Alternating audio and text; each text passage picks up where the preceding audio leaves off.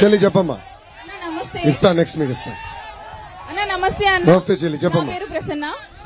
అసెంబ్లీలో మహిళల కోసం దిశ గురించి మాట్లాడుతూ గన్ను కంటే ముందు జగన్ ముందు వస్తానని చెప్పాడు కదా. మరి ఈ రోజు మేము కాలేజ్కి వెళ్ళి ఈవినింగ్ ఇంటికి తిరిగి రావాలంటే ఎటు చూసినా కూడా డ్రగ్స్ తీసుకున్న వాళ్ళు, ఆల్కహాల్ తీసుకున్న వాళ్ళు కనిపిస్తున్నారు. మాకు బయటికి వెళ్ళాలంటేనే భయం వేస్తుందన్న. చెప్పమ్మా. సో మీరు వస్తే మరి ఇప్పుడు గన్ ఎక్కడైంది, జగన్ ఎక్కడున్నాడు, దిశ ఏమైందన్నా? సో మీరు వస్తే ఈ ప్రాబ్లం ఏ విధంగా సాల్వ్ చేస్తారు చెప్పండి. అమ్మా జగన్ తుస్తుస్ గన్ తల్లి, నొక్కితే నీళ్లు బయటకు వస్తుంది తల్లి. 5 సంవత్సరాల్లో 31,000 మంది మహిళలు గల్లంతాయి. 31,000 ఉమెన్ ఎక్కడున్నారో తెలియదు. కొత్త కొత్త చట్టాలు తీసుకొచ్చానంటారు. ఒక్క చట్టం ద్వారా ఒక్కరికి శిక్ష పడల. ఆ దిశ చట్టం అనేది లేదు.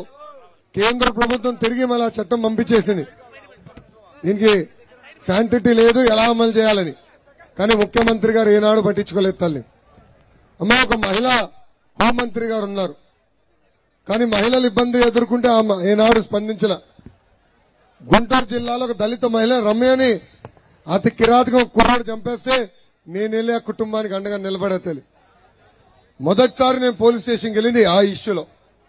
నన్ను పట్టుకెళ్లారు తల్లి. గంజాయి పెరిగింది, మద్యం పెరిగింది. మన ప్రభుత్వ అధికారంలోకి వచ్చిన మొదటి 100 రోజుల్లో గంజాయికి ఫుల్ స్టాప్ పెట్టే బాధ్యత మేము తీసుకుంటా తల్లి. గంజాయి వల్ల ఒక తరం నాశనం అవుతుంది. అలా జరగకూడదు, మేము చూసుకుంటాం. రెండోది, చంద్రబాబు గారిని చూస్తే రౌడీలకి, దొంగలకి, ఈ ఎర్రచందనం స్మగ్లర్స్ కి భయం తల్లి. బాబు గారు అంటే సిబిఎన్ అంటే ఒక బ్రాండ్. ఇంకెంత తల్లి, ఒక నెల మన ప్రభుత్వం వస్తుంది. ఈ రౌడీ షీటర్లు, ఈ గంజాయి బ్యాచ్, బ్లేడ్ బ్యాచ్ ఐదరా భారతదేశం వదిలి వెళ్ళాలా, లేదంటే జైల్లో ఉండాలా.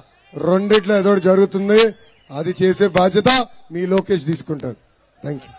రైట్ సార్, ఇస్తా తమ్ముడు. నెక్స్ట్ మీకే ఇస్తాను. చెప్పండి. లోకేష్ గారు, ఇటు పక్క నుంచి కూడా చాలా తీవ్రమైనటువంటి ఒత్తిడి ఉంది. విత్ యువర్ పర్మిషన్, లేదంటే పైకెక్కేలా ఉన్నారు. చెప్పండి. ఇవ్వండి మీ పర్మిషన్. ఇవ్వండి మైక్.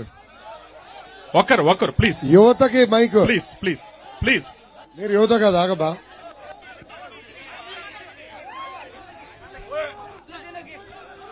అయ్యా యువతకి అబ్బా మైక్. గౌరవనీయులు అన్నా నా ప్రశ్న అడగండి. ఏంటి ప్రశ్న? తీసుకుంటాం అన్నా. థ్యాంక్ యూ కుసుమ గారు. లోకేష్ గారు, మైక్ ఎక్కడ ఉంది ఇప్పుడు?